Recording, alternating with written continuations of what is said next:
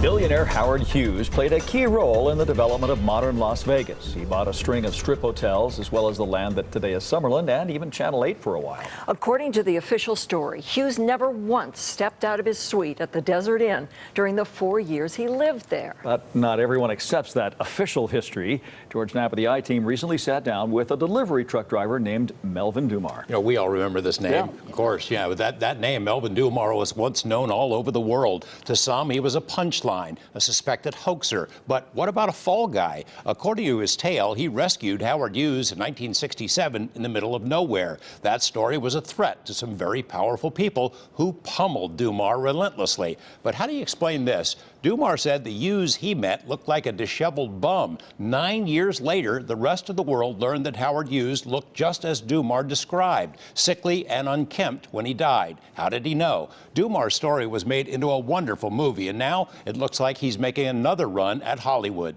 When I had dinner, it was kind of neat because I had Sissy Spacek sitting on the one side of me and Robert Redford sitting on the other side of me, and Mary Tyler Moore. And for a regular guy like Melvin Dumar, celebrityhood was a mixed bag. I'll get you some help. No, doctor. In the movie Melvin and Howard, actor Paul Lamont played Dumar, and Jason Robards was the disheveled old coot he picked up in the desert. Best Picture of the Year, the National Film Critics said. It won 2 Oscars as well. Bo Goldman for Melvin and Howard. Thank you, Melvin Dumar, for the inspiration. Dumar attended award shows with the director Jonathan Demme, but for almost 20 years, I had a very bad depression, and I wouldn't even hardly listen to the radio. I wouldn't talk to reporters for the most part unless they actually cornered me and I had no choice. It was an emotional roller coaster for the Dumars. After Howard Hughes died, a will surfaced which named Dumar as one of the beneficiaries, payback for helping Hughes in the desert. But Dumar's life went south. He was forced to sell off most of what he owned to pay legal fees and travel to various court appearances. People he didn't know demanded money he didn't have. Years later, he learned that some people will do anything when billions of dollars are up for grabs. They were plotting to have me killed because they felt they had a better chance of winning the case if I wasn't around to testify. The will proved eerily accurate, but also contained goofy flaws. A Las Vegas court ruled it a forgery, with suspicion focused on Dumar. As it turned out, though, all of the parties listed in the discredited will eventually got some of Hughes' money. Except for me. I'm the only one that never seen a penny of it.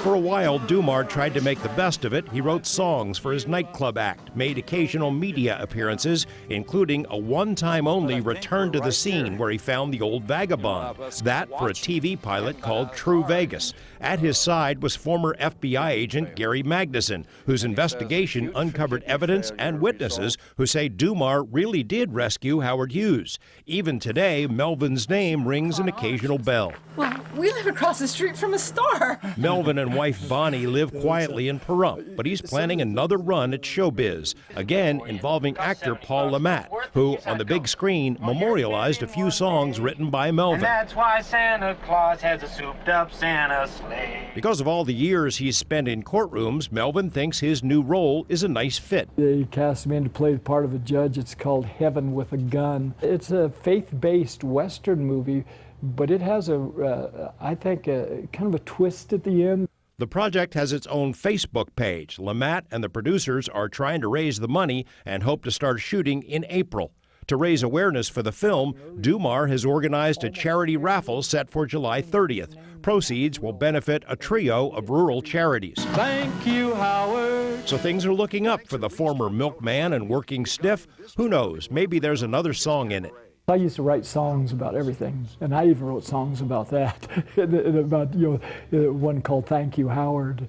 And I used to do it in shows and stuff, thanking Howard for leaving me something, but all I got was frustration, and I'll never live it down.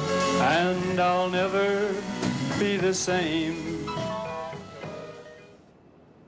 A new book outlining additional evidence to support Melvin Dumar's story is expected out this fall. Its title is Stolen Justice. In the meantime, if you want to meet Melvin Dumar or participate in his charity auction to benefit 3 rural organizations, it's set for 4 p.m. July 30th at the Nevada Treasure RV Resort in Pahrump. We're posting links with more information and directions, along with more about the movie project starring Paul Lamont and his pal Melvin Dumar. And, you know, I don't have a dog in this fight, but the FBI agent Gary Magnuson says he got the hotel records at the Desert Inn. There's a 2-day period when this supposedly happened, when there's no room service and no phone calls. Whoever was living up there on that floor, and we knew who that was gone.